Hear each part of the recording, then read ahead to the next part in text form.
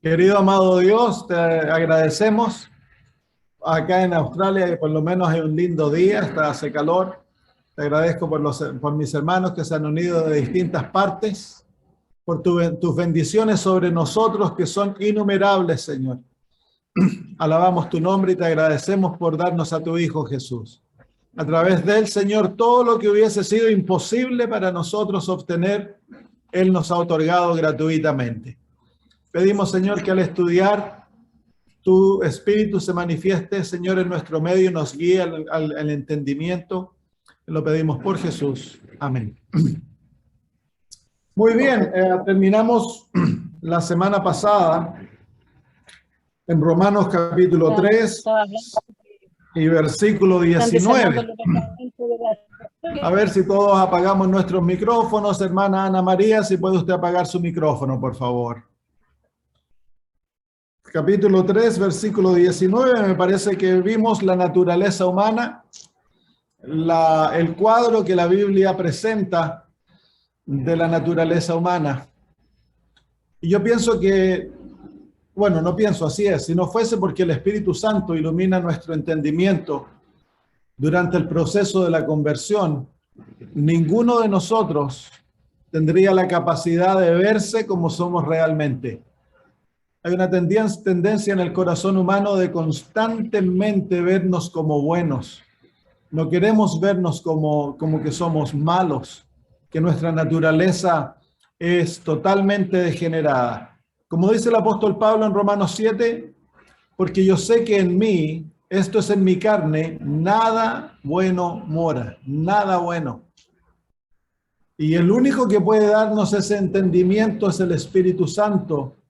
Y la herramienta que él usa es la ley de Dios.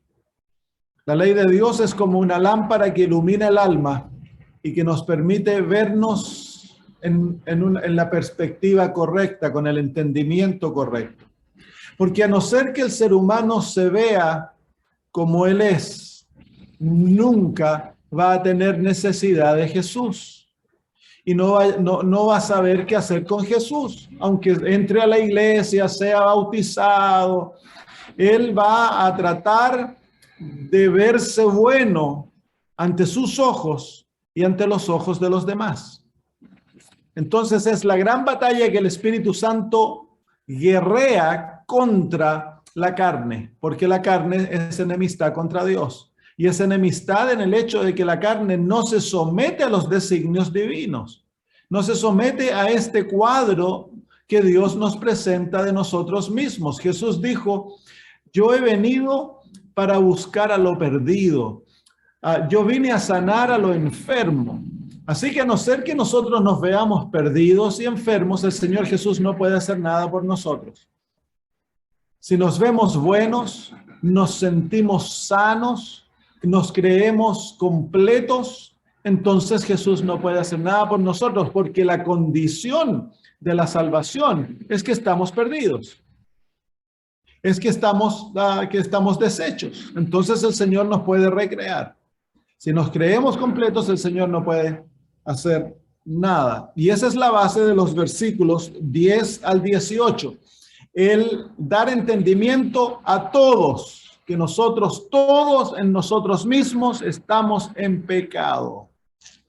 Y que el pecado gobierna sobre nosotros con una esclavitud absoluta. No hay tregua, no hay libertad para aquel que está sin Cristo. A él le parecerá que tiene libertad o a ella, pero no hay verdadera libertad. Somos esclavos del pecado y a través del pecado esclavos de Satanás, que obra en nosotros a través de nuestra naturaleza, tanto el querer como el hacer de acuerdo a su voluntad. El ser humano nunca es libre, a no ser que está en Cristo Jesús. Cuando el ser humano está en Cristo Jesús, entonces él tiene la única libertad que se le otorga al ser humano en este mundo producto del pecado, que es la libertad de escoger someterse a la voluntad de Cristo. Muy bien, vamos a leer versículos 19 y 20 del capítulo 3, nos introduce al tema de hoy. Ay, traje la Biblia en inglés. Qué loco. Ah, no, acá la tengo en español. Yeah.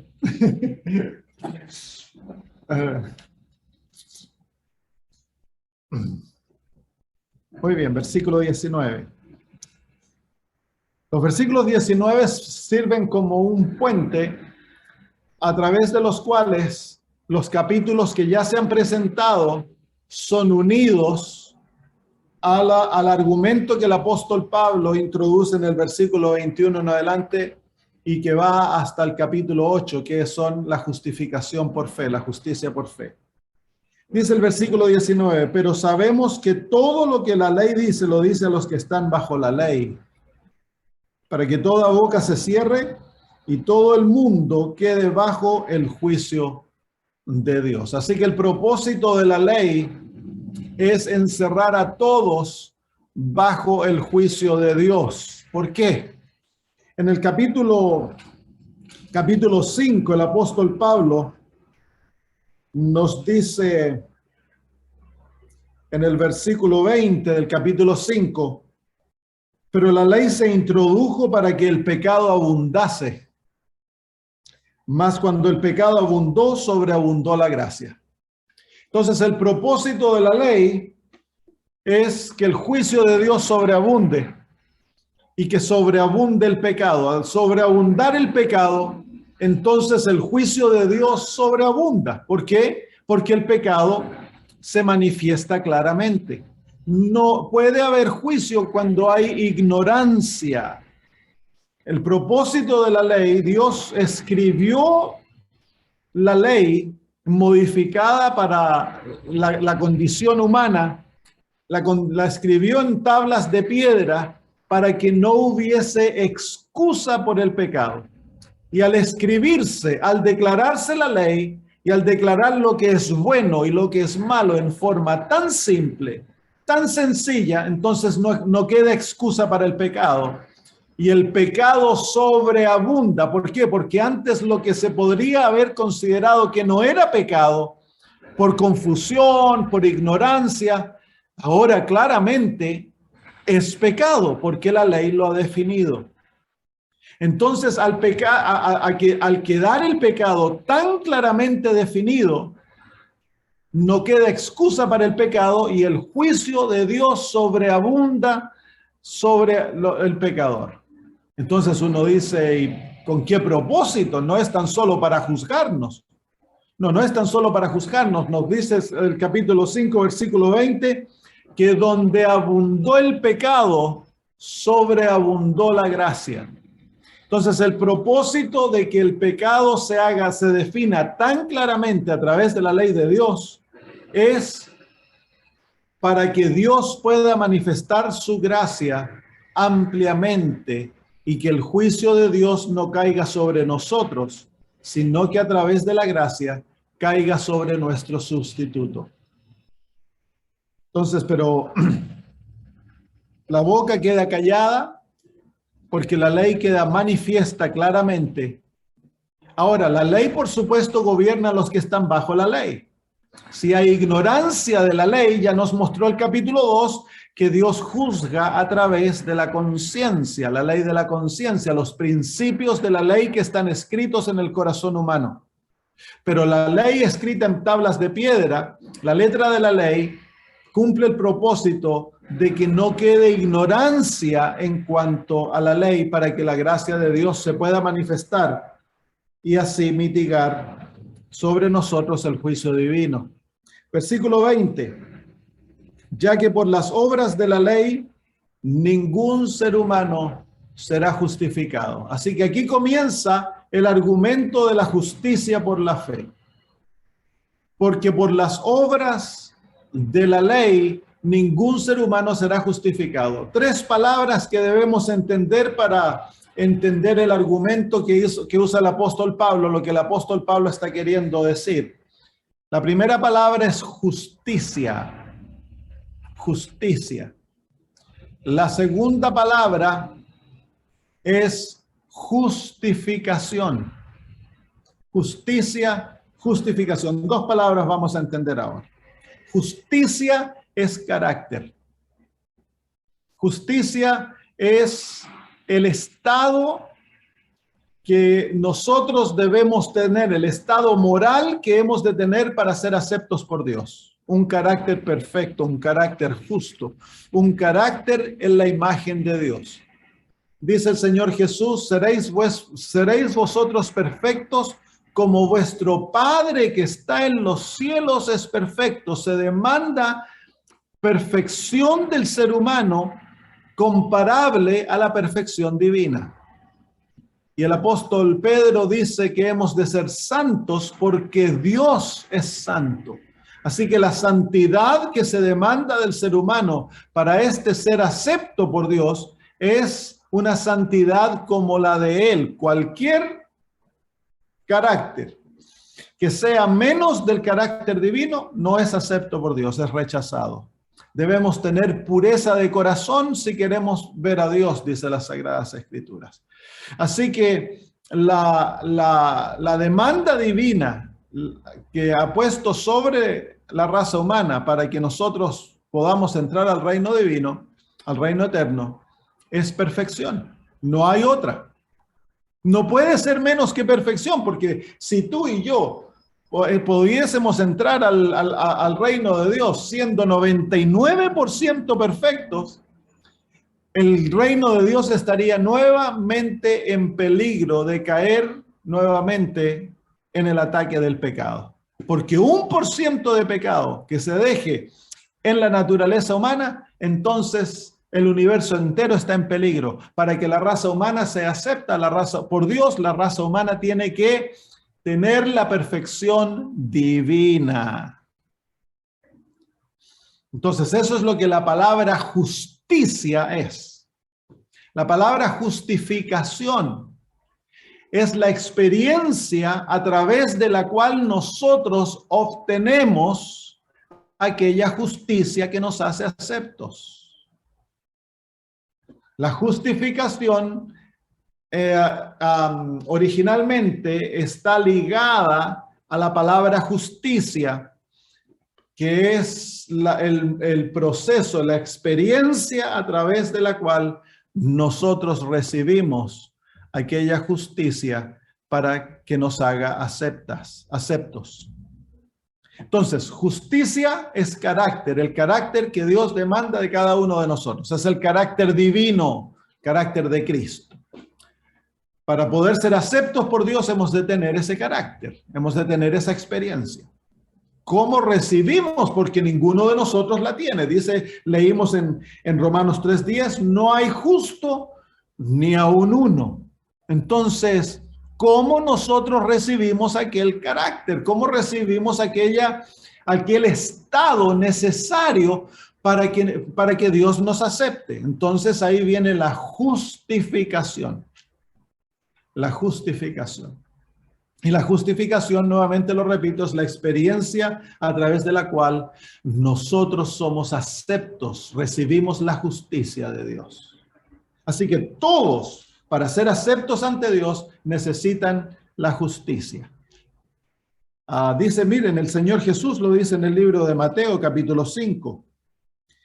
Mateo, capítulo 5. El versículo 20 dice, porque os digo que si vuestra justicia no fuere mayor que la de los escribas y los fariseos, no entraréis en el reino de Dios. Los escribas y los fariseos tenían una justicia, pero esa justicia no los calificaba para entrar al reino de Dios. Se necesita una justicia mayor que la justicia de los fariseos. Y esa justicia, en el versículo 48, Jesús nos muestra la justicia que necesitamos. Dice, sed pues vosotros perfectos como vuestro Padre que está en los cielos es perfecto. Esa es la justicia que necesitamos para entrar en el reino de los cielos, la perfección divina. Y ahora nos hacemos la pregunta, ¿cómo nosotros podemos producir esa justicia? ¿Puede lo injusto producir justicia? ¿Puede lo impuro producir pureza? ¿Puede lo imperfecto producir perfección? ¿Puede lo pecaminoso producir santidad? No, imposible. Es imposible para nosotros satisfacer la demanda divina. Y eso es lo que el apóstol Pablo ha querido establecer en estos 2 capítulos. Mostrar que los gentiles están totalmente perdidos porque han abandonado a Dios. Y mostrar que los judíos están perdidos porque ellos han tratado de establecer su justicia a través de un medio que no se puede recibir justicia. Entonces, en el versículo 20, el apóstol Pablo dice, porque por medio de la ley es el conocimiento del pecado. Así que nadie es justificado, nadie es acepto por Dios y tratado como justo por medio de las obras de la ley. Por medio de la obediencia a la ley, nosotros no llegamos a ser justos, porque el propósito de la ley cuando alguien está en pecado es revelar el pecado. Dice el apóstol nuevamente, porque por medio de la ley es el conocimiento del pecado. Y este es el mensaje de todo el Evangelio. Venimos al libro de Efesios, capítulo 2, versículos 8 y 9. Efesios 2, 8 y 9. Y, dice el apóstol, porque por gracia sois salvos por medio de la fe. Y esto no de vosotros, pues es don de Dios. Y ahora lo dice más claramente, no por obras, para que nadie se gloríe. No por obras, no es de vosotros. La salvación que lleva en sí la experiencia de la justificación no es de nosotros. Nosotros no lo podemos producir, nosotros no podemos realizar en nosotros mismos aquello que Dios demanda de nosotros. Así que Dios lo otorga como un don, no es por obras. En el libro de Tito, el apóstol dice lo mismo. En Tito capítulo 2,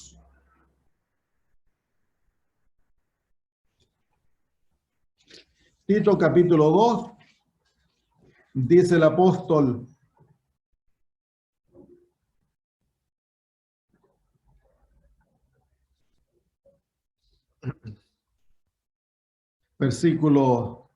capítulo 3, perdón, dice, versículo 3 en adelante, porque nosotros también éramos en otro tiempo insensatos, rebeldes, extraviados. Tito 3, 3 en adelante. Esclavos de concupiscencias y deleites diversos, viviendo en malicia y en envidia, aborrecibles y aborreciéndonos unos a otros.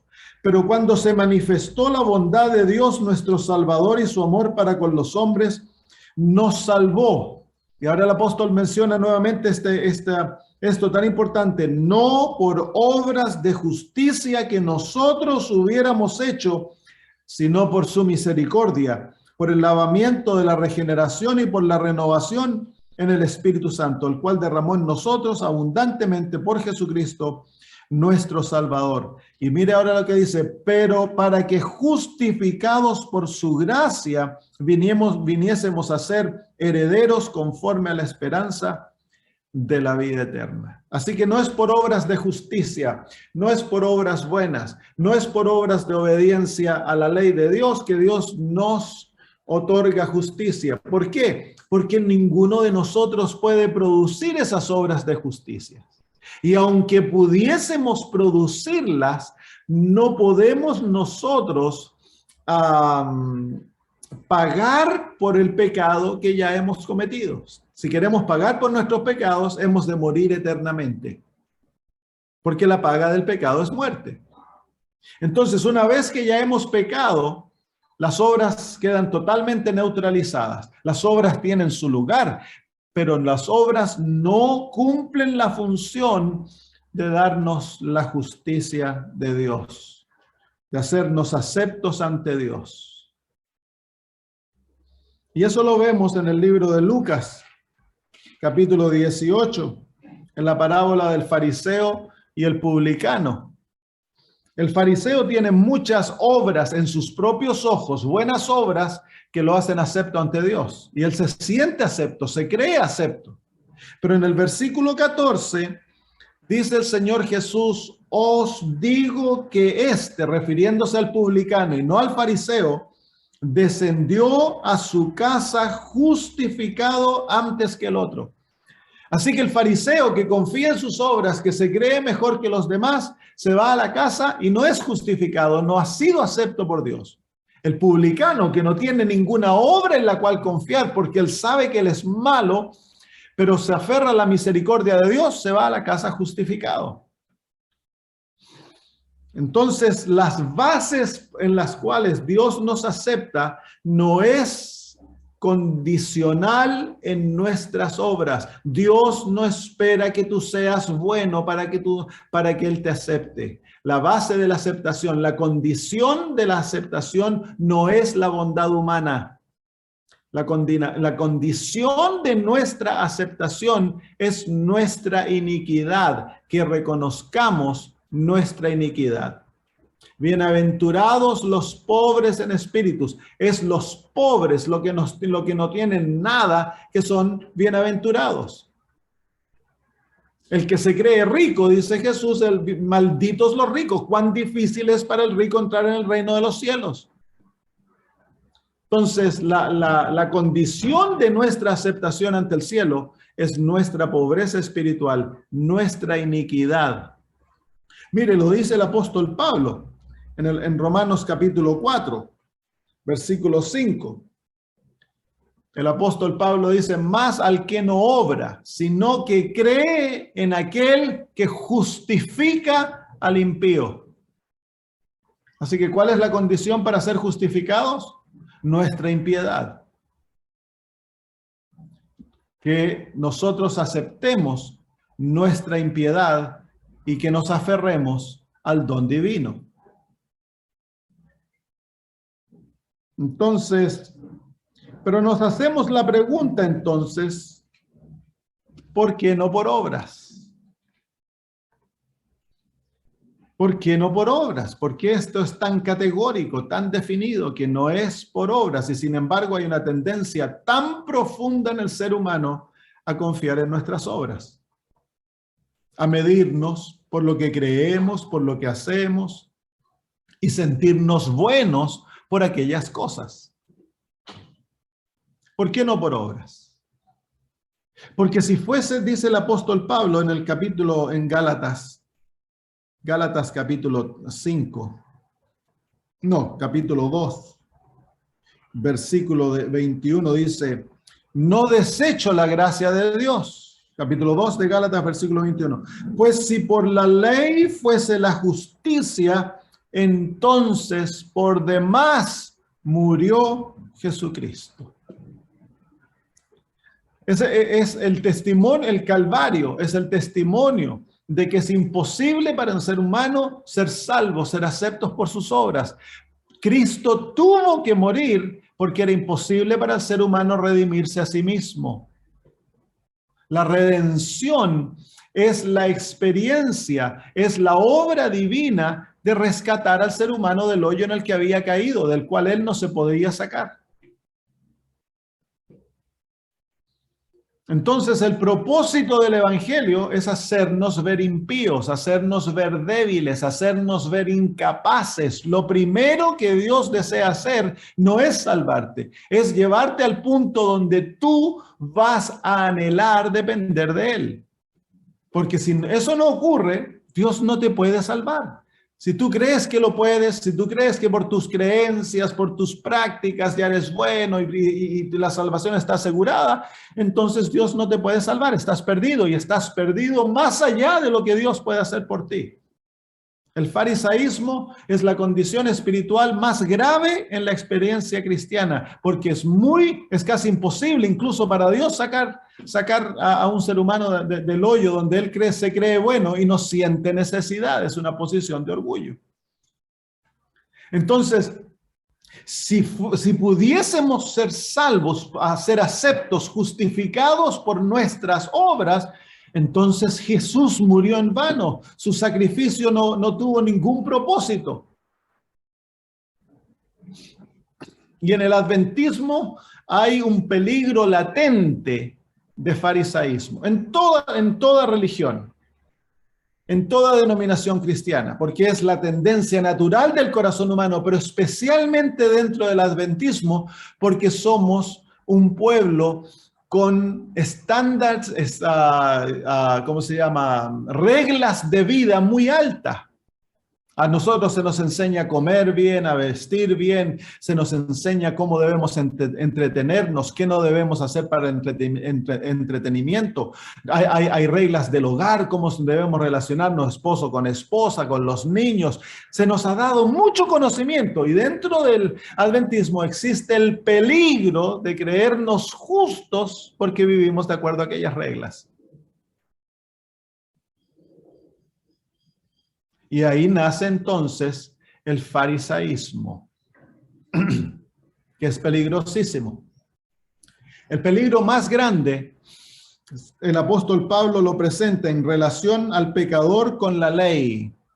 Porque dice en el capítulo 3, el versículo 20, porque por medio de la ley es el conocimiento del pecado. El propósito de la ley es hacernos conocer nuestro pecado. Es como una luz que alumbra en lugar oscuro. Mientras estaba oscuro, todo parecía bien. Antes que conocieras a Cristo, antes que comenzaras a estudiar la palabra de Dios, si has tenido la verdadera experiencia, entonces te creías bueno. Tú te mirabas a ti mismo, excusabas tus malas acciones, las ignorabas, la conciencia casi no hablaba. Pero cuando comenzaste a estudiar la Biblia y la ley comenzó a revelar en tu alma tu verdadera condición, es como que hubieran abierto una luz. Miren, en el capítulo 7 de Romanos, el apóstol nos presenta el engaño más grande. Hay dos engaños que el pecado lleva a cabo cuando una persona comienza a venir al conocimiento de Cristo y se encuentra con la ley. Dice en el versículo 7, ¿qué diremos pues? ¿La ley es pecado? En ninguna manera. Pero yo no conocí el pecado sino por la ley. Porque tampoco conociera la codicia si la ley no dijera no codiciarás. Es por eso que hay tanto esfuerzo en el mundo de tratar de sacar la ley divina. Porque el ser humano razona como razona el apóstol Pablo. Si sacamos la ley de Dios, entonces podemos hacer lo que queramos y ya no vamos a tener sentimiento de culpa. Porque la ley no es tan solo un principio escrito en las tablas de piedra, también es escrito en nuestro corazón. Y el pecado acalla la voz de la conciencia, que es la voz del Espíritu Santo hablando a través de la ley escrita en nuestro corazón. Entonces, pero cuando la ley en las tablas de piedra se ilumina el alma, aquellos principios nuevamente comienzan a hablar. Y dice el apóstol Pablo, si la ley no dijese no codiciarás, yo no tendría conocimiento de que la codicia es mala.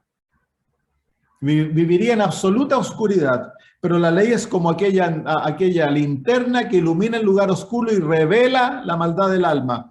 Versículo 8, mas el pecado tomando ocasión por el mandamiento, produjo en mí toda codicia, porque sin la ley el pecado está muerto. Entonces, ¿qué es lo que pasa? Esta es la primera reacción del pecado para mantener al pecador en esclavitud. Cuando el pecador se encuentra con la ley, ya sea que fuiste a un sermón, un estudio bíblico, que comenzaste a leer la Biblia por ti mismo, fuiste a una campaña evangelística, y a través de los sermones, a través del estudio de la Biblia, comenzó a revelarse la luz de la verdad en tu alma.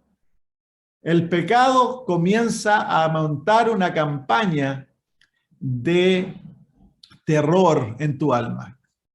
Comienza a hacer el pecado exuberante en tu alma, multiplicarlo. Cuando tú aprendes que el mentir es malo y tú te das cuenta, yo he estado mintiendo, yo he estado robando, yo he estado cometiendo adulterio, yo he estado haciendo esto, lo otro, y el pecado llega a la realización que te tiene que mantener como esclavo. ¿Y cómo lo hace? Lo primero que hace es hacerte parecer a ti que nunca vas a poder ser libre del pecado. Y aquello que tú te das cuenta que es malo, comienza a multiplicarse y comienzas a darte cuenta que eres más mentiroso y cuán fácil te es para mentir y cuán pronto caes y cuán fácil es para caer y cuán atraído estás a hacer lo malo, y el pecado te hace sentir como que es imposible deshacerte del pecado. Eso es lo primero que el pecado hace en el alma. Y muchos caen por ello y dejan de asistir a los programas, se desaniman, se ven como que es imposible. No quieren verse malos. Se sienten incómodos y no quieren tener aquello. Pero hay otro engaño que es más aún profundo. Dice versículo 9, y yo sin la ley vivía en un tiempo, pero venido el mandamiento, el pecado revivió y yo morí. Y hallé que el mismo mandamiento que era para vida, a mí me resultó para muerte, claro. Porque el propósito original de la ley de Dios es definir la vida, la felicidad, dar vida al que no está en pecado.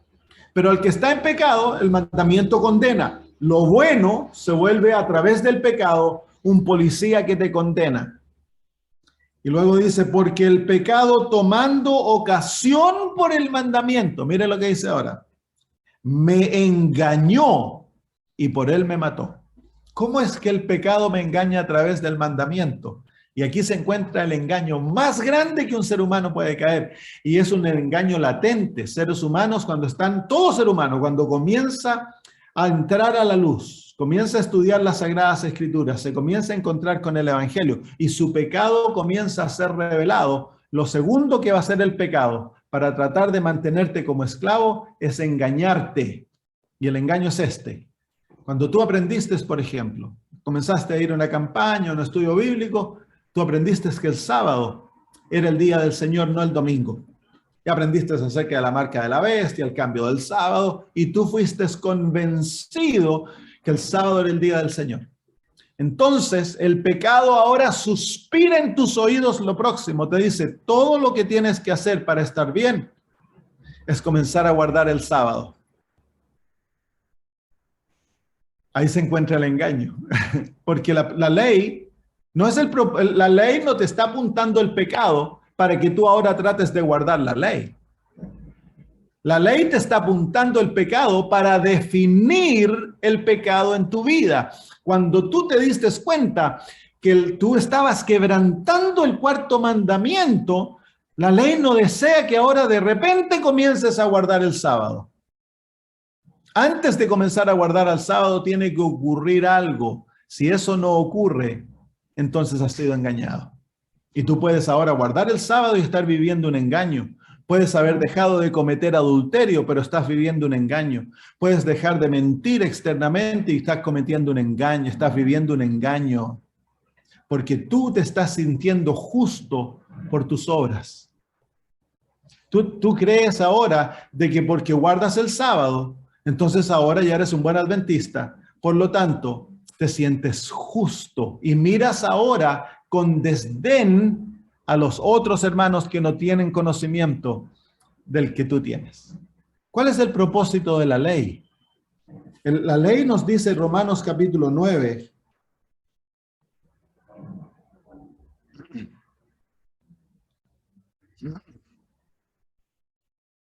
Capítulo 9 de Romanos.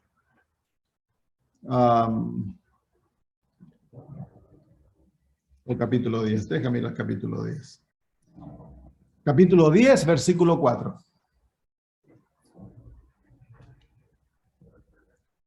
Vamos a ir al versículo 3. Dice, porque ignorando la justicia de Dios y procurando establecer la suya propia, no se han sujetado a la justicia de Dios, hablando de Israel. Y luego dice así, porque el fin de la ley es Cristo para justicia a todo aquel que cree. Ese es el propósito de la ley.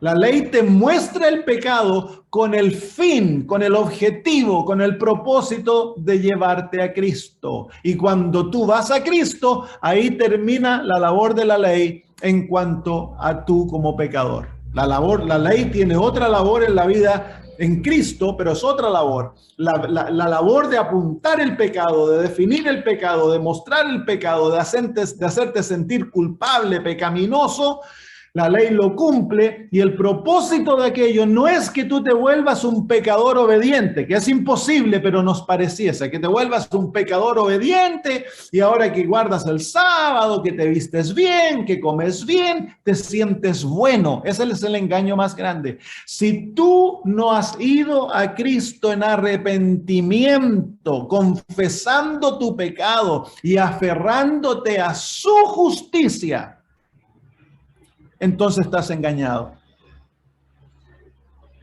Ese es el engaño más grande, porque hay millones.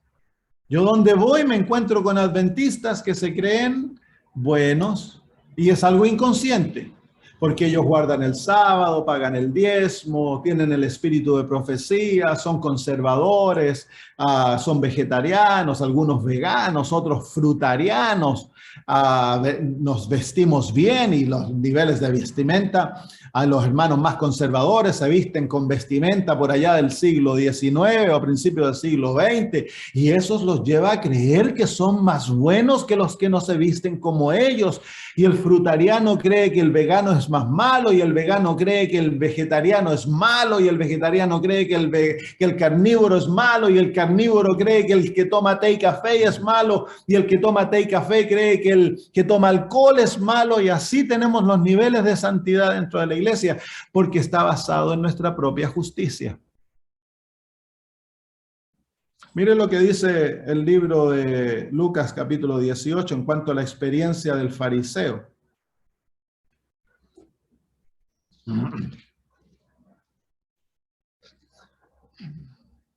Dice en el versículo 9, a unos que confiaban en sí mismos como justos. ¿Se fijan?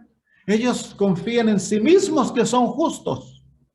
¿Y cuál es el resultado? Y menosprecian a los otros. Dijo también esta parábola. Y el fariseo se siente mejor que los demás porque él se mira a sí mismo y se ve, bueno, yo hago esto, yo hago lo otro, yo aquí, allí, allá, soy bueno. Y a los que no hacen como él hace, son malos y los menosprecia. Así que el engaño más grande del pecado, dos engaños, y yo estoy seguro que todos los hemos sufrido. Te confrontas con el pecado y te parece tu pecado tan grande, tan imposible de conquistar, que abandonas el camino. Y el segundo pecado, el segundo engaño, si te quedaste en el camino, entonces es el engaño que el pecado susurra en tu oído y te dice, todo lo que tienes que hacer para ser bueno es dejar de hacer esto y hacer esto. Y tantos caemos al pozo creyendo de que porque yo no como carne y como esto, entonces soy justo. No, el propósito de la ley, el fin de la ley, el objetivo de la ley es llevarte a Cristo, porque Él es nuestro sacrificio. La paga del pecado es muerte. Tú no mereces, para salvarte tu pellejo de la paga del pecado es muerte, no es que comiences a guardar el sábado y dejes de cometer adulterio. Dios desea que hagas eso, Él lo va a llevar en ti. Para salvarte de la paga del pecado, la única manera de salvarte de la paga del pecado es ir a Cristo Jesús en arrepentimiento, pedir perdón y aferrarte a Cristo como tu todo. Yo pienso que es por eso que los adventistas somos tan fríos en cuanto a Jesús. Es porque nosotros tenemos una justicia propia. Como los fariseos, como Israel de antaño. Somos tibios. Dice la Biblia porque Jesús está afuera en el corazón golpeando y Él nos está invitando. Ven a mí y compra de mí todo lo que te hace falta. Pero nosotros no lo hacemos porque nos sentimos ricos, enriquecidos sin necesidad de nada. Si nosotros tuviésemos una visión de nuestra maldad, si nosotros entendiésemos cuán malos somos y respondiésemos a la ley como hemos de responder a la ley, que el momento que la ley brilla en el alma un pecado, en vez de nosotros tratar de hacernos buenos para sentirnos buenos y sentirnos cómodos, corriésemos a Cristo como un niño corre cuando se cae y se pela las rodillas, corre a la mamá o al papá, de la misma manera nosotros corriésemos a Cristo y nos aferrásemos de Él, creyendo de corazón que su justicia es más que suficiente para hacernos aceptos donde el Padre, entonces nosotros amaríamos a Jesús y dependeríamos de Él. Entonces nosotros estamos engañados, no porque nosotros tengamos falsedad, no, lo que nosotros tenemos son los oráculos de Dios como Israel. Nosotros tenemos verdades eternas, somos el pueblo que más verdades Dios ha revelado, somos el remanente, pero tristemente el remanente tiene el mal del farisaísmo, de la justicia propia. Entonces, ¿qué es lo que produce la justicia propia? ¿Qué produce en la experiencia de aquel que se llama cristiano? Vamos a ver algunos resultados de confiar en nuestras propias obras. La manera que se identifica al que confía en sus propias obras. Y esto no es para que vayan a identificar a otros. Esto es para que nosotros mismos nos demos cuenta si estamos en este mal. El capítulo 4 del libro de Romanos, el apóstol en el versículo 2 dice, porque si Abraham fue justificado por obras, tiene de qué gloriarse, pero no para con Dios. Entonces, ¿qué es lo que produce la justificación propia? Produce gloria, autogloria. Uno se gloría de sí mismo y se vuelve orgulloso. Se vuelve jactancioso. El original dice, tiene de qué jactarse. Jactancioso. Es la actitud del fariseo. Él mira al publicano y lo mira en menos. ¿Por qué? Porque en sus ojos el publicano es más malo que él. ¿Por qué lo ve él más malo que él? Porque el fariseo ha trabajado tan duro para poder llegar a hacer lo que él hace. Para él la religión es un sacrificio, la religión es un peso, y él quiere manifestarlo a todos. Cuán difícil le ha sido a él ser un buen fariseo. Entonces se vuelve jactancioso, se para en las calles a orar cuando él da ofrendas, da mucha ofrenda, porque él quiere que todos noten su religiosidad, y él ve a aquellos que no hacen lo que él hace, los ve como malos, orgulloso.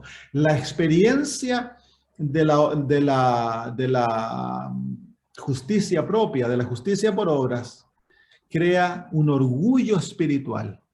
Nos hace jactanciosos, nos creemos mejores que los demás. Entonces uno se hace ahora la pregunta, ¿cómo yo respondo al hermano que lo vemos como débil?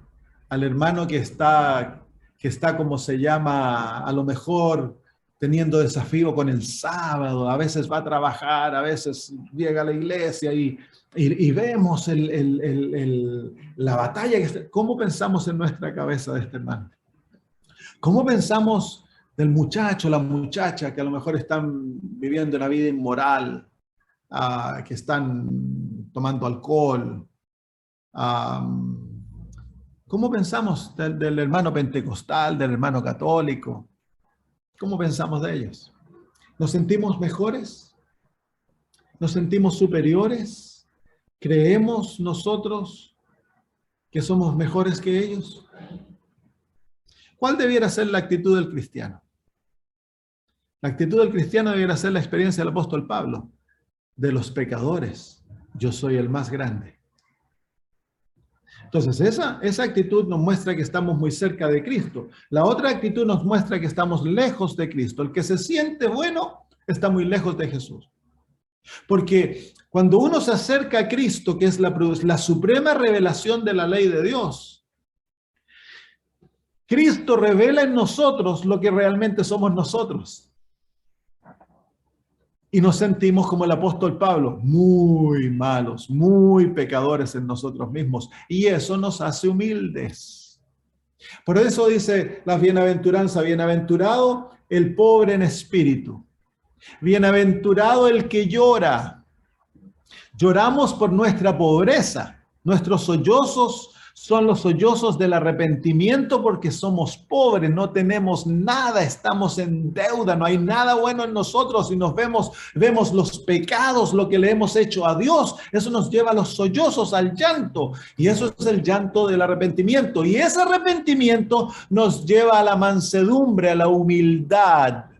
Y la humildad es el resultado de estar muy cerca de Jesús y a tener hambre y sed de una justicia que no es nuestra, sino que es la justicia externa, la justicia que viene de allá donde no es nuestra. Entonces esa humildad nos va a llevar a ver a nuestro hermano a mejor que nosotros. Dice el apóstol Pablo que hemos de considerar a otros mejores que nosotros. Pero en nosotros existe algo totalmente opuesto. Nosotros constantemente estamos tratando de vernos más bonitos, de pensar mejor, de creernos mejores que los otros. Y eso muestra cuán lejos estamos de Jesús. Así que la primera reacción del corazón cuando estamos nosotros guiados por una justicia propia es que nos volvemos orgullosos espirituales y nos creemos mejor que otros. En el mismo capítulo 4 de Romanos, el apóstol Pablo nos dice en el versículo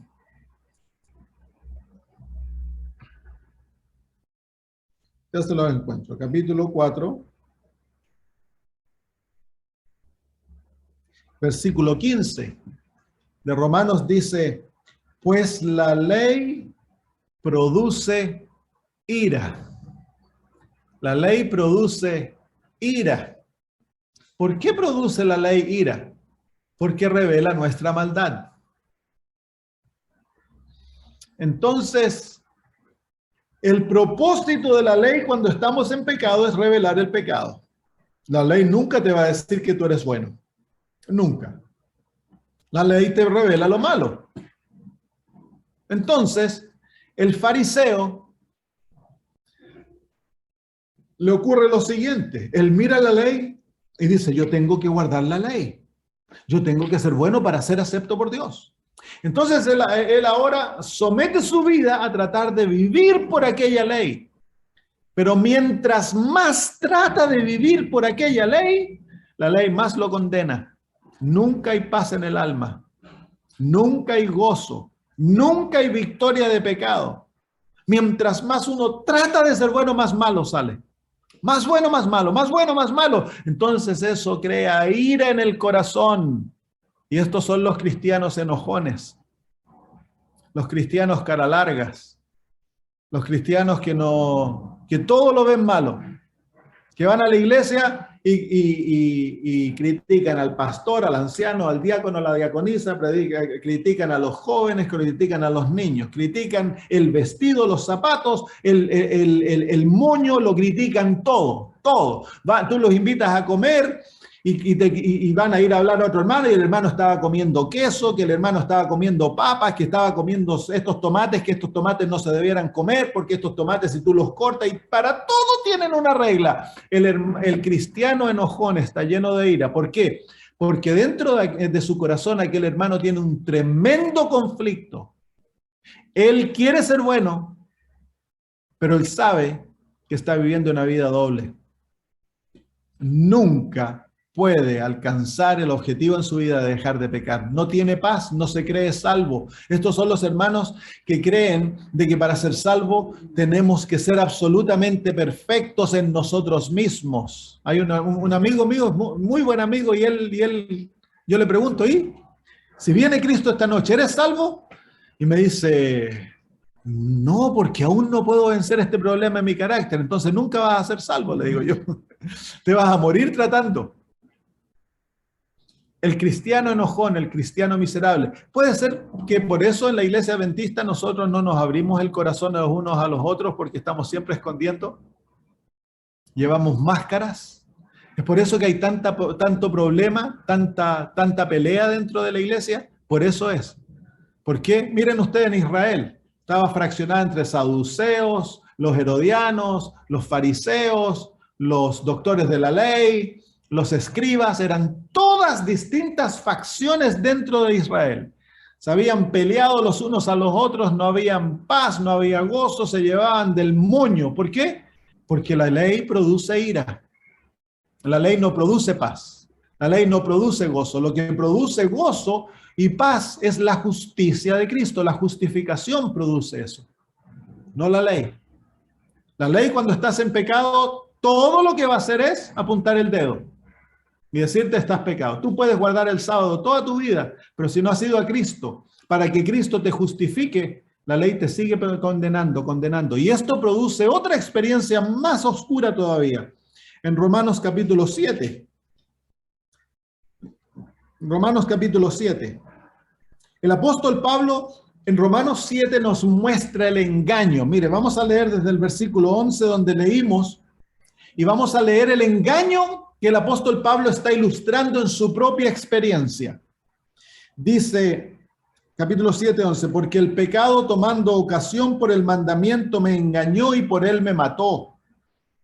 De manera que la ley a la verdad es santa y el mandamiento santo, justo y bueno. Se ven que el problema no es la ley. ¿Quién es el problema? Soy yo el problema, no la ley. Luego lo que es bueno vino a ser muerte para mí, en ninguna manera, sino que el pecado, para mostrarse pecado, produjo en mí la muerte por medio de lo que es bueno, a fin de que por el mandamiento el pecado llegase a ser sobremanera pecaminoso. Porque sabemos que la ley es espiritual, mas yo soy carnal, vendido al pecado, porque lo que hago no lo entiendo. Pues no hago lo que quiero. La palabra quiero es una traducción muy suave del griego. La palabra que se debiera traducir es no hago lo que yo decido. Así que el apóstol Pablo aquí, él nos está mostrando una experiencia en la cual él ve la ley de Dios y él decide hacer lo bueno. Él decide obedecer. Y mire lo que ocurre. Dice, porque lo que hago no lo entiendo, pues pues no hago lo que quiero, sino lo que aborrezco, eso hago. Así que lo que no quiero, esto hago, apruebo que la ley es buena. De manera que ya no soy yo quien hace aquello, sino el pecado que mora en mí. Y yo sé que en mí, esto es en mi carne, no mora el bien, porque el querer el bien está en mí, pero no el hacerlo. Porque no hago el bien que decido o que quiero, sino el mal que no decido, eso hago. Y si hago lo que no decido, ya no lo hago yo, sino el pecado que mora en mí. Así que queriendo yo hacer el bien, hallo esta ley, que el mal está en mí. Porque según el hombre interior me deleito en la ley de Dios, pero veo otra ley en mis miembros que se rebela contra la ley de mi mente y me lleva cautivo a la ley del pecado que está en mis miembros. Se fijan que es imposible ganar la justicia por las obras, porque nosotros somos esclavos del pecado. No importa cuánto decidamos hacer el bien, es imposible para nosotros guardar la ley como la ley busca que la guardemos, en justicia. Dice, versículo 24, miserable hombre de mí, ¿quién me librará de este cuerpo de muerte? Entonces, la tercera experiencia que va unida a la segunda es que cuando nosotros confiamos en nuestras propias obras, somos cristianos miserables. Nunca podemos ser libres del pecado, nunca hay victoria. Pecados viejos, que hemos sido adventistas por años, nos siguen controlando. Seguimos siendo esclavos del apetito, esclavos del mal genio, esclavos del orgullo, esclavos de pecados escondidos, que lo escondemos porque no queremos que nadie lo vea. Y eso nos lleva a ser miserables. Miserables. El cristiano miserable. Cuando dice la Biblia que el fruto del Espíritu es paz, gozo, amor. Eso es lo que debiera ser el cristiano. El cristiano debiera estar lleno de gozo, lleno de paz, lleno de amor, lleno de paciencia, ternura hacia los demás, humildad, fidelidad, obediencia. Pero tristemente es muy difícil encontrar cristianos así. ¿Por qué? Porque el principio de la experiencia fue incorrecta. Vamos a Romanos capítulo 9, versículos 30 en adelante. Estamos viendo, esta es la cuarta el cuarto resultado de tener nuestra propia justicia o confiar en nuestras obras para sentirnos justos. Versículo 30. ¿Qué pues diremos? Que los gentiles que no iban tras la justicia han alcanzado la justicia, es decir, la justicia que es por la fe. Mas Israel, que iba tras una justicia, no la alcanzó. ¿Por qué? Porque iban tras ella no por fe, sino como por las obras de la ley. Pues tropezaron en la piedra de tropiezo. ¿Cuál es la piedra de tropiezo? Dice, como está escrito: he aquí pongo en Sión piedra de tropiezo y roca de caída, y el que creyere en él no será avergonzado. ¿Quién es la piedra de tropiezo? Jesús. ¿Por qué es piedra de tropiezo? No para el que es justificado por la fe, sino que para el que es justificado por las obras. Es piedra de tropiezo porque no saben qué hacer con Jesús. Eso es lo que le pasó a Israel. Israel tenían una justicia propia, y cuando el Salvador del mundo vino, el que es nuestra justicia, y vieron su vida pura, lo vieron como sacrificio, lo vieron como nuestra justicia, ellos no supieron qué hacer con él y lo mataron, porque ellos ya se sentían buenos, ya se sentían justos. Por lo tanto, no tuvieron necesidad de Jesús.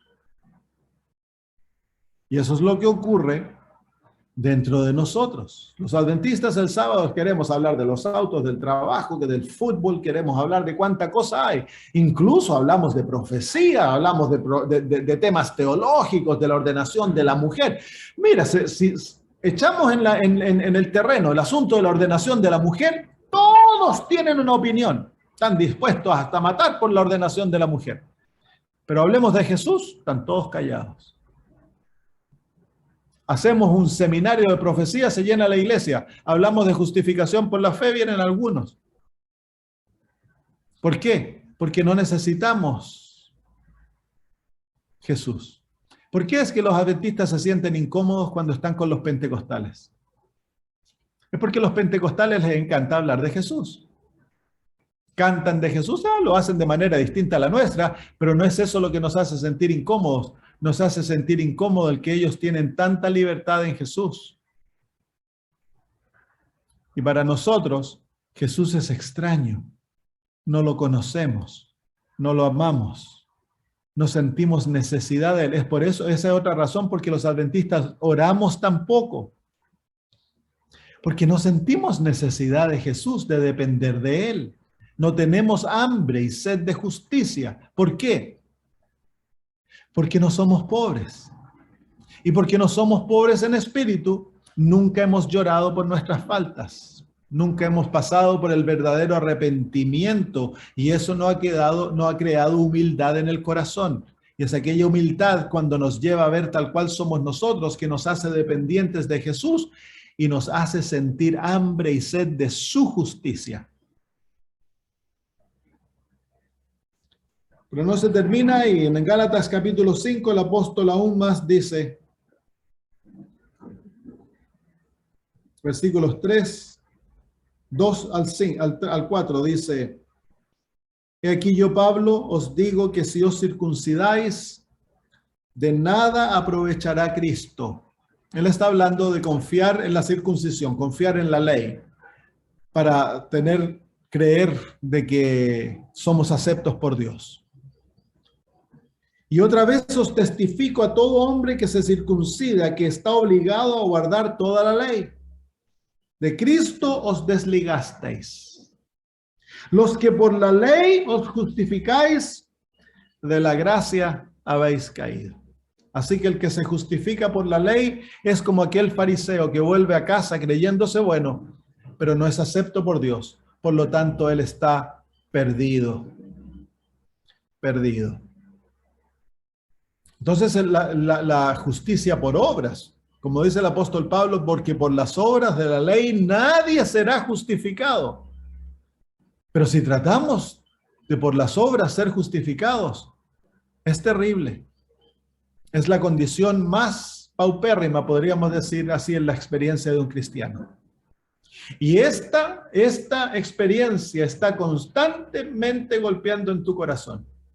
Mira, si Jesús viene esta noche, o si tú te murieras esta noche, ¿serías salvo? No me respondas audiblemente, pero piensa tu respuesta. Si dices sí, ¿por qué estás respondiendo sí? ¿Qué fue lo que tú miraste para decir sí?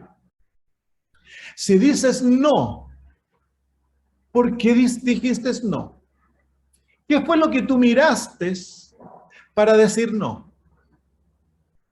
El liberal dice sí. El adventista liberal, tú le preguntas, ¿eres salvo? Sí. Si te mueres esta noche, ¿eres salvo? Sí. ¿Por qué eres? Dice, porque yo no tengo que guardar ni hacer de una de las cosas, yo soy salvo en Jesús. Y él desecha la desobediencia y cree que Jesús lo salva a pesar de su desobediencia y de hacer lo que él quiera, vivir una vida disoluta. El conservador dice no. ¿Por qué no? Porque, bueno, yo no he vencido este pecado, no he dejado de hacer esto, no hago esto otro y tengo este problema de carácter. Entonces, en ambos casos, la respuesta no viene de mirar a Jesús. En ambos casos, la respuesta viene de mirarme a mí.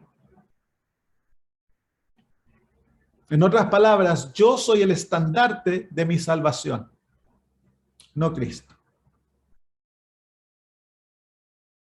Entonces, la salvación no se encuentra en ti, en tus obras, en tus creencias, en tu vida. La salvación se encuentra en Cristo. Cristo. El propósito de la ley es llevarte a Cristo, para que en Cristo tú obtengas la justicia que te hace acepto ante Dios.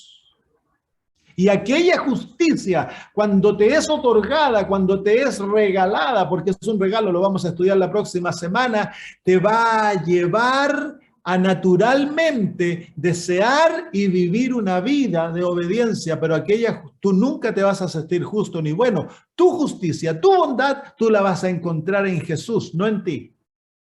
Tus ojos serán sacados de ti, levantados de ti, y tú los pondrás en Cristo. Y Jesús es tu todo, no tú. Y tu anhelo más grande va a ser esconderte tan perfectamente en Cristo, que la vida de Cristo brille y sea vivida en ti. Ese es el propósito de la experiencia de la justicia por la fe. Es llevarnos a olvidarnos de nosotros mismos, a morir a nosotros mismos, a ser crucificados, para que ya no vivamos y el yo desaparezca. Así que ahí están los peligros de esa frase. Porque por las obras de la ley nadie será justificado. Porque por la ley es el conocimiento del pecado. Así que, ¿qué tenemos que hacer? Yo pienso que en respuesta a este versículo y luego lo que vamos a estudiar la próxima semana, la justificación por la fe, que es la primera fase de la experiencia de la justicia por fe, debemos preguntarnos, ir a los pies de la cruz, ir a los pies de Jesús y preguntarle a Él, Señor Jesús, soy un fariseo. En esas 4 experiencias, el enojo, el orgullo espiritual, el enojo, la miseria espiritual, el que no sientes necesidad de Cristo, en tu vida no estás realmente aferrado a Jesús. Si esto es una realidad en tu vida, de una u otra manera tú te das cuenta que estás en una de estas 4 experiencias o todas ellas, entonces necesitas ir a Cristo y pedirle que te dé la pobreza espiritual, que abra tus ojos, para que manifieste en ti la realidad de tu perdición. Puedes ser adventista, puedes ser vegano, puedes creer en el espíritu de profecía, puedes amar la Biblia, puedes incluso amar a Jesús, como los apóstoles, pero no confiar en Cristo, como los apóstoles. Los apóstoles tuvieron que pasar por la experiencia de la cruz y morir a sí mismos para llegar a confiar en Cristo de todo corazón y recibir la maravilla de la salvación. Así es con nosotros. La necesidad más urgente de la iglesia adventista, ¿verdad? Eso es tú y yo, es que lleguemos a ser pobres, desnudos, ciegos, miserables y desventurados. Cuando esa sea nuestra actitud, que no hay nada, no tenemos nada, entonces ahora haremos de Cristo nuestro todo. Y Jesús va a llegar a ser el todo de nuestras vidas, va a ser el canto, va a ser nuestro amor, va a ser nuestra esperanza, lo va a ser todo, porque nos haremos, el Espíritu Santo habrá cumplido su labor de llevarnos al punto de hacernos ver que no hay justo, ni aún uno. Muy bien, ¿hay alguna pregunta por ahí, hermanos?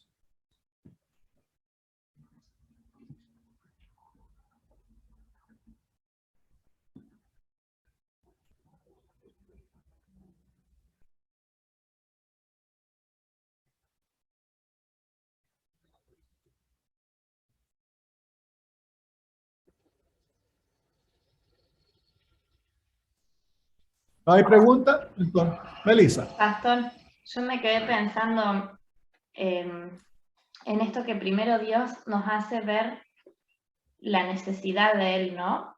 Porque estudiando en el deseo de todas las gentes, en cada historia, cuando estudiábamos las estrategias de Jesús para llegar a las personas, yo me iba anotando en un papel, así paso por paso, lo que Jesús iba haciendo en cada una de las historias. Y para mí fue muy revelador ver eso, justamente, cómo Jesús, antes de darle lo que esa persona necesitaba, siempre de alguna forma le hacía ver cuál era la necesidad, digamos, que se dé cuenta que lo necesitaba realmente. A mí eso no sé, me conmovía leerlo en las historias, y es así, porque si no, no tenemos forma. Claro. Era un comentario. Al que Dios sana, primero hiere. Al que Dios sana, primero tiene que herirlo. La experiencia del arrepentimiento es Dios hiriendo nuestra alma para que nos demos cuenta de nuestra condición. Y luego entonces Él ofrece el bálsamo que sana aquella herida y nos lleva a tener una vida en Cristo, de gozo, paz. Pero es en Cristo, no en nosotros. No debemos confiar en la carne para nada. Esa es la gran batalla que lidiamos, porque el yo quiere confiar en sí mismo, quiere amarse a sí mismo, quiere sentirse bueno, y es lo opuesto al Evangelio, y va a ser lo opuesto hasta que Cristo venga. Por ahí resulta difícil, pastor, por lo menos a mí, en estos cambios de carácter que uno tiene, ¿no? Que uno uno se levanta, uno le pide a Dios que realmente morir uno, que sea Él el que viva en nosotros, y tenemos durante el día las luchas de carácter, y cuando vemos que volvemos a caer y volvemos a caer, es como que uno se concentra mucho en ese pecado, y a veces es como que no podemos salir y volver a mirar a Jesús para resurgir, no sé, es como que Claro. a mí me cuesta esa parte, digamos. A todos nos cuesta lo mismo, porque el yo quiere poner sus ojos en sí, quiere verse bueno para tener evidencia tangible que yo soy bueno. Entonces, no, tú eres bueno porque tú confías en Cristo y su bondad te cubre, te llena, te presenta ante el Padre perfecto, completa. Entonces tú no eres buena porque, bueno, ya venciste el genio. Tú eres buena porque tienes imputada en ti el genio de Cristo, el temperamento de Jesús, y el Padre acepta aquel genio como tu genio. Entonces tú tienes la libertad, el gozo de luchar contra ese genio desde la perspectiva de la libertad. Tú tienes y de la victoria. Tú puedes decirte, sí, el Padre ya me ve que tengo buen genio, que no me enojo. El Padre ya me declaró así, por lo tanto yo ya soy así. Ante Dios yo ya soy así. Así que no importa cuánto se demore, yo sé que yo voy a llegar a dejar de enojarme totalmente en mi vida.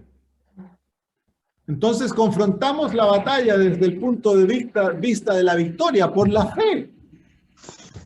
Y de esa manera somos siempre victoriosos en Cristo Jesús. La fe es la victoria. Gracias. Entonces, no importa. A veces, no importa. Soy Vilma acá. A veces esa imagen de lo que habla Melina, yo no sé si te cambio el nombre, Melina, Melissa. Yo siempre me la represento como ese caballo que tiene esa fuerza, ¿no? Sin domar. Y cuando el Espíritu Santo está en nosotros, esos frutos del Espíritu hacen que el caballo puede seguir dándole patadas al amo, pero el Espíritu Santo es el que nos vuelve a hacer esa parte de sumiso, de entendido, de refrenarme, de tomar ese control y dominio y saber que lo hago por amor a mi amo, ¿no? Más allá de que puedo levantar un pie y salir, pero por amor a mi amo me refreno. Es que sí, hay un aspecto que es así, pero hay otro aspecto en el cual el cambio ocurre en forma tan natural y tan sigilosa como el crecimiento de un niño. Un niño crece de forma natural, en forma silenciosa y sigilosa. Cuando usted se levanta un día, el niño le parece que no ha crecido. El próximo día el niño le parece que no le ha crecido, pero ha estado creciendo ese niño. Está no tan solo creciendo físicamente, está desarrollando un carácter, le está desarrollando de niño a varón, pero toma años, o de niña a mujer, toma años. Es lo mismo en la vida cristiana. En la vida cristiana, uno ha de someterse a la obra del Espíritu Santo y permitir que Él, en forma sigilosa y en forma pareciese totalmente que no está ocurriendo. Hay que dejarlo porque la obra se está llevando a cabo y uno por fe tiene que ya vivir en la victoria, tiene que ya vivir en el punto de cómo Dios me ve. Dios a mí me ve ya perfecto, santo, puro, porque Él me imputó su justicia. Lo vamos a ver la próxima semana. Entonces yo tengo el derecho bíblico de verme de la misma manera que mi Padre Dios me ve. Amén. Muy bien, Paola. Paola Rifo.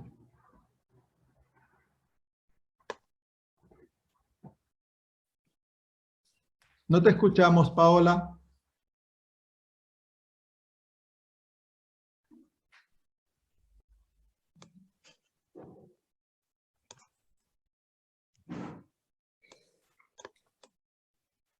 ¿Estás ahí, Paola? Vivi, si tú puedes hablar, a ver si te escucho. Sí. En un momento usted hizo la pregunta si hoy nos preguntaran si somos salvos o porque morimos esta noche o porque Cristo vuelve, ¿no? Y nos preguntáramos eso, ¿seremos salvos? Y la verdad que me parece extremadamente desagradecido si dijéramos que no. Porque, y a la vez si digo que sí, siento que era lo primero que usted mencionó, que es el orgullo y la jactancia, pero la verdad que si me preguntaran a mí esta noche, yo creo que sí. No pensando en mis frutos, ni en lo que yo hago, ni nada, sino que en mi deseo por lo menos de entregarme a Dios. Entonces, la verdad que cuando digo, es verdad, la verdad que pienso en todo lo que uno tiene que cambiar y pensás, no estoy. Pero ya le digo, me parece que también no es justo si uno acepta a Cristo, no es justo porque sería desagradecido por todo lo que él hizo, ¿no? Es una pregunta medio. Hagámoslo de esta manera. Si usted le pregunta al fariseo, ¿eres salvo? El fariseo le habría dicho sí, porque él se cree bueno. Pero si uno le preguntaba al ladrón en la cruz, ¿eres salvo? El ladrón en la cruz, a lo mejor con lágrimas en sus ojos, habría dicho, no hay nada bueno en mí que me haga ser salvo. Pero es por aquel que fue crucificado conmigo que soy salvo. No lo merezco, pero es porque Él lo ha hecho todo que yo soy salvo. El fariseo tú le preguntas por qué y él te dice, bueno, yo soy salvo porque yo guardo el sábado, yo hago esto, yo hago lo otro, yo lo hago lo otro. Se fija, las perspectivas son distintas. Uno centra los ojos en sí mismo, el otro centra los ojos en Jesús y ve en Jesús su todo y confía en Jesús. Sí, pero ya le digo, a mí la respuesta cuando dicen no y se sienten que tan lejos, y me da pena cuando dicen no soy salvo porque arrastro un montón de pecados. Y sí, pero la verdad que uno tiene que dejar que esto que usted decía, ¿no? Me parece que a veces hacemos mucho énfasis en lo que no se alcanza, cuando en realidad debemos, como usted Estoy decía. ahí hace rato. No, pero con la pantalla. Perdón, ¿Y si estoy aquí con la pantalla? Tengo la pantalla abierta. Gracias, hermana Vivi, sí, es verdad. Paola, ¿tienes ya la capacidad de hablar o no? Sí, ahora sí. Pastor, mire, tengo una consulta.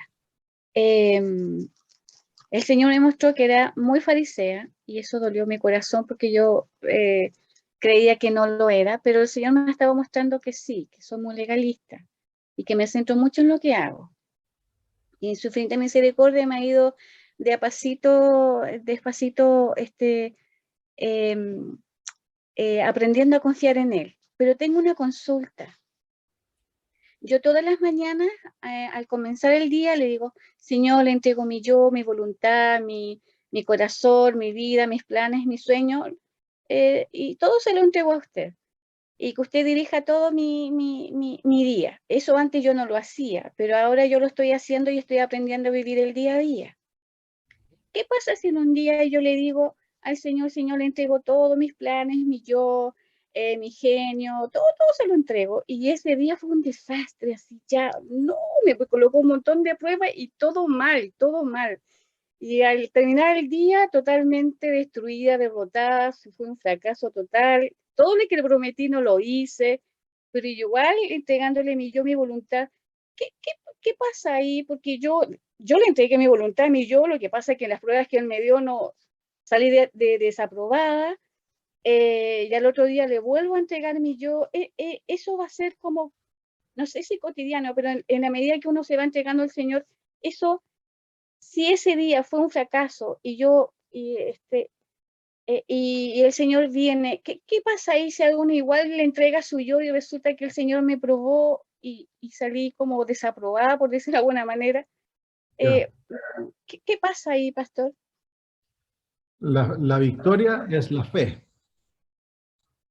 Y el fracaso, que nosotros llamamos fracaso, porque nos estamos mirando a nosotros mismos, es vuelto en victoria. Si usted simplemente dice, Señor, caí, tengo mis rodillas raspadas, me parece a mí que fracasé, pero yo sé de que yo te di mi voluntad, yo te di todo y que tú estuviste a cargo de mi día.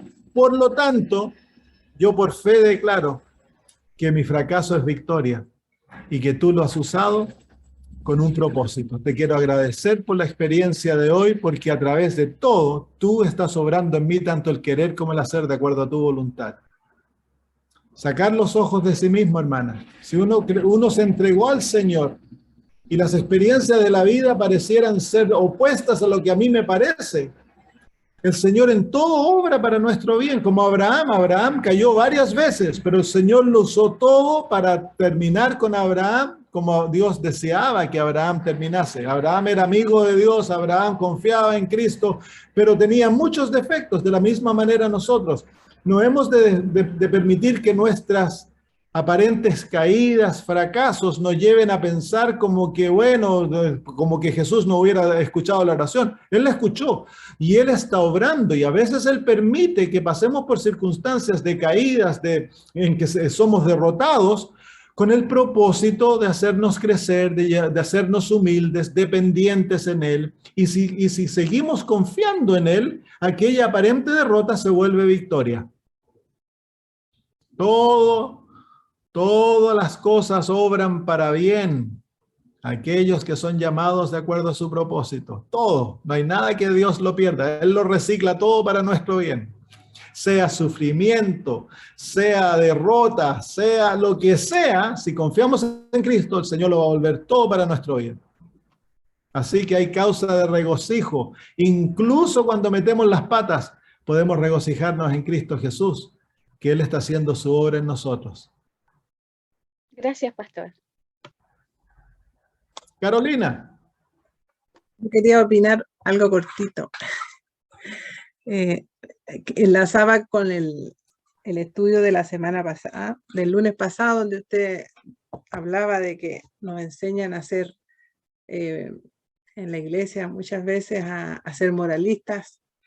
Y yo creo que gran parte de la conducta que nosotros tenemos como cristianos, de que también nos concentramos en nosotros mismos, como contaba ahí la hermana Paola, porque a mí me pasa igual, yo creo que nos pasa a todos, es porque también en la iglesia las predicaciones son, hay que ser bueno, hay que ser aquí, hay que ser allá, y nadie va al fondo, así como usted lo mencionó recién. Es decir, es algo tan significativo que nosotros entendamos en la teoría, porque esta cosa es difícil asimilarla, en la teoría pensar de que lo que usted acaba de decir, que es algo tan lindo, de que aún así en las pruebas, en las caídas, el Señor ocupa eso para nuestro avance en y perfeccionar nuestra vida y hacernos aptos también, ¿cómo se llama?, para ir al cielo, pero en la iglesia y nosotros mismos, porque yo me he escuchado diciendo, hermano, hay que ser aquí, hay que la reforma pro salud, que aquí, y finalmente yo creo que somos nosotros los que mismos estamos enseñándole a otros de que podemos avanzar por nosotros mismos, cuando eso no es verdad. Nosotros lo único que tenemos que hacer es ceder, entregar la voluntad. Y cooperar con el Señor. Cooperar con el Señor. Sí. Pero nuestra cooperación es en la suma. La obra de Dios es en la multiplicación. El Señor multiplica en nuestra experiencia, sí. Nosotros sumamos 1 más 1 más 1 más 1 más 1. El Señor va 100 por 100, por 1000, por 30.000, por 1.000.000. Él es el que hace lo imposible. No, Dios nunca deja de hacer en nosotros lo que nosotros podemos hacer, pero incluso lo que nosotros podemos hacer es capacitado por el Espíritu Santo. Si no fuera por el Espíritu Santo, si no fuera por Cristo en nosotros no podríamos hacer nada. Nada. ¿Sabe por qué se lo cuento, pastor? Porque en realidad al principio, cuando yo empecé a entender esto, yo era como igual como los hermanos católicos, como que me autoflagelaba, porque me decía, oye, que soy mala, me autolastimaba sola, ¿me entiendes? Entonces, uno no entiende que al final no es uno, es el Señor el que hace la obra en uno. Entonces, nosotros, es distinto cuando uno ya comienza a abrir los ojos, o la palabra de Dios es revelada a través del Espíritu, de que finalmente no es uno el que hace la obra, y uno no tiene que mirarse, pero uno tiene que cortar ese eslabón. Es el Señor el que lo hace. A través de todo te está enseñando. Si mira, incluso Pedro, cuando cayó, negó a su maestro, fue el punto en el cual él fue convertido. Así que el Señor permitió que Pedro cayese, lo negase, para que fuese convertido. Ahí Pedro se dio cuenta por fin que él era incapaz de hacer nada por Cristo. Y pues en su humillación, Pedro llegó a ser el punto más grande para él. Dice la hermana White, dice que el lugar más alto que podemos ocupar es que cuando nosotros, contritos por el pecado, nos postramos a los pies de la cruz en arrepentimiento. Ese es el punto más alto que alcanzamos como seres humanos, porque la humildad es grandeza. Entonces el Señor desea que nosotros, desea humillarnos. Y claro, diariamente pasamos experiencias en las cuales caemos, deshonramos a Dios, pero si seguimos tomados de su mano, si seguimos permitiendo que Él siga su obra, si no nos apartamos de Él, si por fe seguimos aún diciendo, Señor, yo soy hijo tuyo porque tú me has llamado a ser hijo, yo soy justo porque tú me has dado tu justicia, no por lo mío, y voy a seguir caminando contigo gracias a tu Espíritu que vive en mí, entonces eso es victoria. Para el Señor eso es victoria, porque Él puede seguir obrando en nosotros aquella obra que toma una vida entera. Claudia. Me dio el medio combo, pues, pastor, con todo lo que habló hoy día. Porque es verdad, yo estoy igual que todos los demás hermanos y lo que el Señor revela es cierto. Y como somos los adventistas, nos creemos, como decimos en Chile, el hoyo el queque. Pero me acordé de lo que hablaba la hermana Paula, parece que fue, no me acuerdo quién fue, que dijo que cuando uno pregunta o le han preguntado si Cristo viene ahora, ¿tú eres salvo? Yo siempre entiendo en mi mente que sí. Y como usted lo explica, por los méritos del Señor, no por mí, porque conozco mi vida, el Señor también la conoce y he cometido errores muy, muy grandes. Pero lo que más me impresiona es que cuando una vez yo dije que sí, que yo sí era salvo, todos me quedaron mirando, abrieron los ojos y así como que prácticamente le faltó persignarse a todos por el sacrilegio que había dicho. Entonces, eso igual de alguna forma es un poco triste de ver que no sé si habré parecido presumida o los hermanos tienen tan presentes mis faltas que no creen que yo pueda o no debía haber dicho lo que dije, de tener la confianza que en los méritos de Cristo sí el Señor me llevaría al cielo y estaría resuelto mi tema. Entonces, lo otro que igual pensaba era que, como usted mencionó, Abraham, Moisés cometieron tantos errores en sus vidas. Ellos vemos que casi todos los personajes bíblicos hicieron cosas graves. David mató todo. O sea, de José no encuentro que tenga nada malo, ni tampoco Daniel, que son como las estrellas en esos aspectos en su vida. No hay registro de algo malo o feo o parecido a lo que nosotros hayamos cometido en nuestra vida.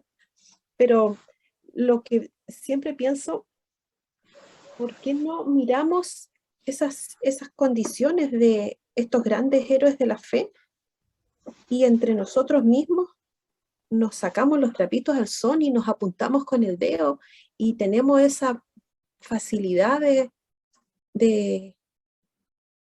tomar juicio de nuestras acciones y de lo que queremos o de la lucha que estamos llevando cada día? Porque así como la hermana decía, yo creo que igual a mí también me ha pasado que el Señor me ha corrido el velo y agradezco tanto la pandemia, de verdad.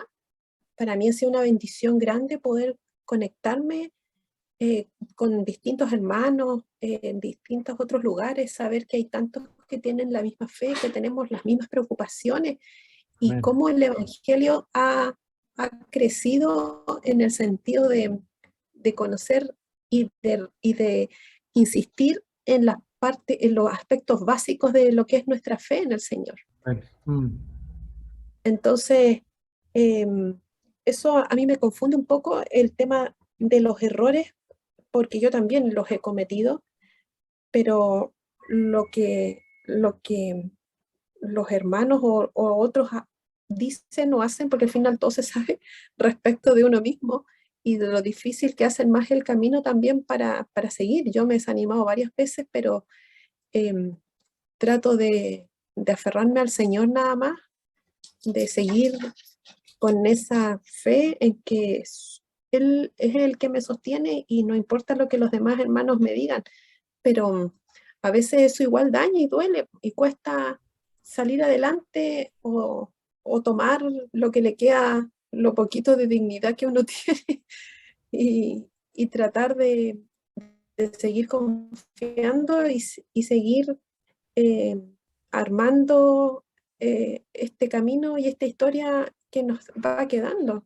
Es muy conflictivo porque, como usted dice, se espera más o se tienen ciertos cánones o directrices, tics de cómo debemos ser y qué debemos ser. Y una de las cosas más importantes es el tema de que si estás bautizado o no estás bautizado, si estás dentro de los registros de la iglesia o no, si te borraron o no te borraron, y qué hiciste y qué no hiciste, y a dónde se lleva y cómo se juzga. Entonces, todo eso es fuerte y es complejo, es muy complejo. Es por el hecho que somos la Odisea. Eso es, hermano. Mire, cuando uno ve al ladrón en la cruz, el mundo lo veía como ladrón, criminal, se merecía estar crucificado. Dios el Padre lo veía como santo. El ladrón en la cruz, antes de entregarse a Cristo, era como el otro ladrón. Metía bulla, gritaba, pedía que mostrara un milagro. Una vez que se entregó a Cristo, el alma quedó tranquila y ya no se escucha más a ese ladrón hablar. Aquel que está en Cristo no necesita él andar diciendo yo soy salvo. Él tiene una seguridad interna de aquella experiencia que ella y él tienen en Cristo. Y esa paz interna es como una roca que se levanta sobre la tempestad y las olas del mar que chocan, no la pueden destruir. Siempre y cuando estemos en Cristo, hay una paz interna que nos sostiene. Es el fariseo el que anda mostrando su aparente religiosidad. Entonces, cuando nosotros, nuevamente, en cuanto al asunto yo hago la pregunta, porque es una pregunta que revela mucho en el corazón adventista. Cuando yo hago la pregunta, ¿eres salvo? Si viene Cristo esta noche, serías salvo. Si te mueres esta noche, serías salvo. El Hijo de Dios, el que está en Cristo, el que tiene aquella paz profunda de que Jesús es su Salvador, no tiene necesidad de responder esa pregunta. Esa pregunta, su alma canta y dice, Cristo es mi Salvador y yo estoy en Él. Él es mi todo. Entonces, la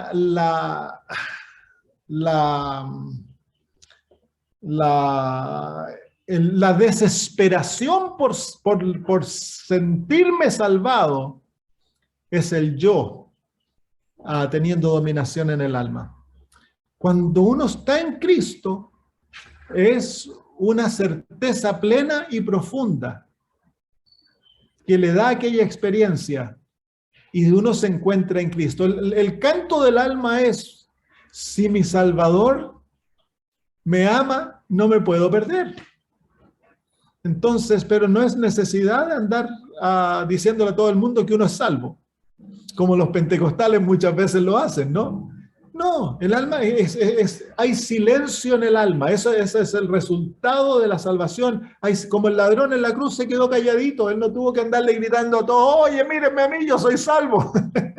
No, se quedó calladito, porque había silencio en su alma. El alma estaba en paz, había gozo, había recibido a su Salvador, y su Salvador era su salvación. Muy bien, hermano Diego. ¿Qué tal, pastor? Gracias por compartir, muy lindo la meditación, gracias.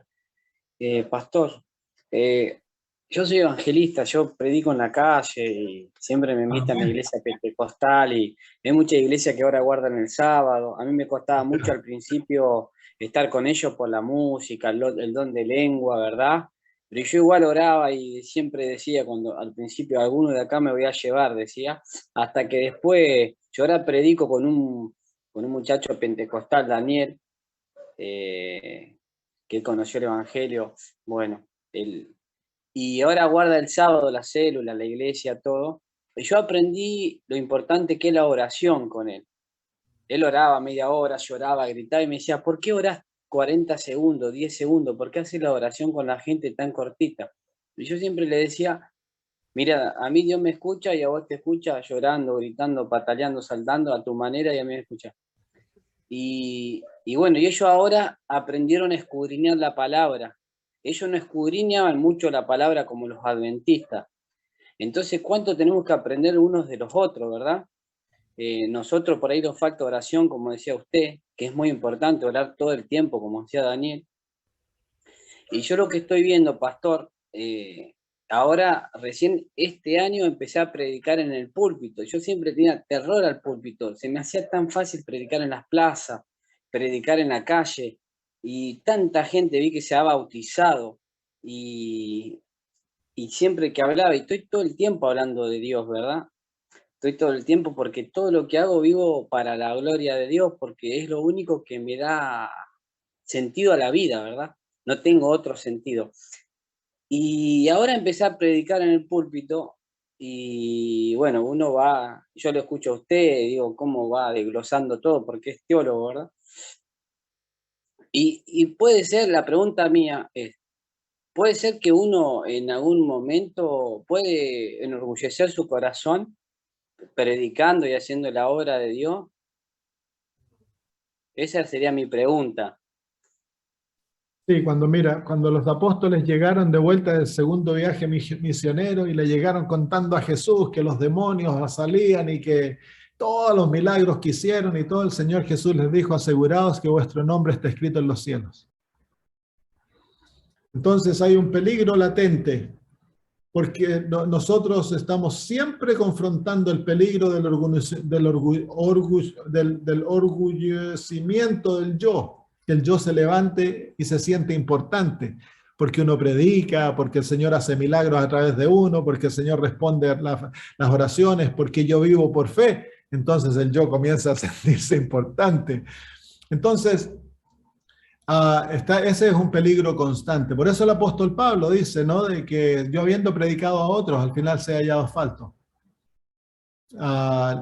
Y para que eso no ocurra, uno tiene que estar constantemente sometiéndose a Cristo, constantemente mirando el Calvario, constantemente viendo a Jesús crucificado, porque a los pies de la cruz no existe el orgullo, dice la hermana de White. El que admira a Cristo crucificado mucho, entonces él crece en humildad. El que saca los ojos de la cruz, entonces va a terminar orgullo y exaltado a sí mismo.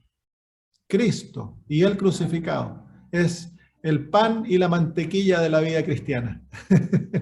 El pan y la manteca, como dicen los argentinos. Es la base de la vida cristiana. Y hemos de estar constantemente mirándolo, sometiéndonos a él. Y si nos enorgullecemos, hay momentos que sale el hermano: oh, pastor, usted que predica también, es el mejor predicador, qué bueno que usted, ojalá que usted predicara todos los días. Y detrás hay una vocecita que está diciendo: sí, sí, sí. Uno le roba el orgullo a Dios. Entonces uno tiene que ir a arrepentirse. Cuando a mí los hermanos me dicen así, yo le digo: hermano, alabado sea Dios, yo no soy nada, yo soy un burro. Si Dios puede hablar por un burro, puede hablar por mí también. ¿Qué somos nosotros para que Dios hablase a través nuestro? Entonces hay que humillarse para que el Señor lo exalte, y la exaltación divina viene a través el hacernos nada.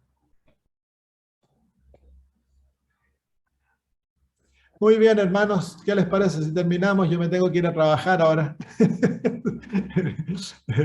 Un abrazo a todos. Me quedan tan solo un par de horas, después me tengo que ir a dar estudios bíblicos en la tarde. Tengo la tarde llena de estudios, así que oremos y terminamos. Padre nuestro, gracias por acompañarnos, avalarnos a través de tu palabra. Un mensaje tan directo, Señor, el peligro que todos nosotros corremos. Papito, nos postramos ante tus pies y te pedimos: sálvanos, Señor, ten misericordia de nosotros, porque hay en nosotros la tendencia constante al enorgullecimiento espiritual, al creernos algo, Señor, al sentirnos importantes, el creer, Señor, que somos buenos. Perdónanos, Padre, por favor, perdónanos. En el nombre de Jesús, Señor, te imploramos. Por favor, Padre, danos una verdadera revelación nuestra. Abre nuestros ojos para que en contraste con Cristo veamos, Señor, cuán nada somos. Y, Señor, pon en nuestro corazón pobreza espiritual. Danos un arrepentimiento profundo, cada vez más profundo, para que veamos, Señor, cada vez nuestra incapacidad, nuestra maldad. Y así tengamos hambre y sed de justicia, Señor, de la justicia de Jesús. Y anhelemos cada día más ser como nuestro Salvador. Y anhelemos cada día más que Él obre en nosotros. Bendice a mis hermanos, Señor. Llévalos a tener paz y gozo en Cristo. Y que tengamos un alma, Señor, que está en pleno silencio, sabiendo que en Jesús lo tenemos todo. Gracias, Padre, en el nombre de Jesús. Amén.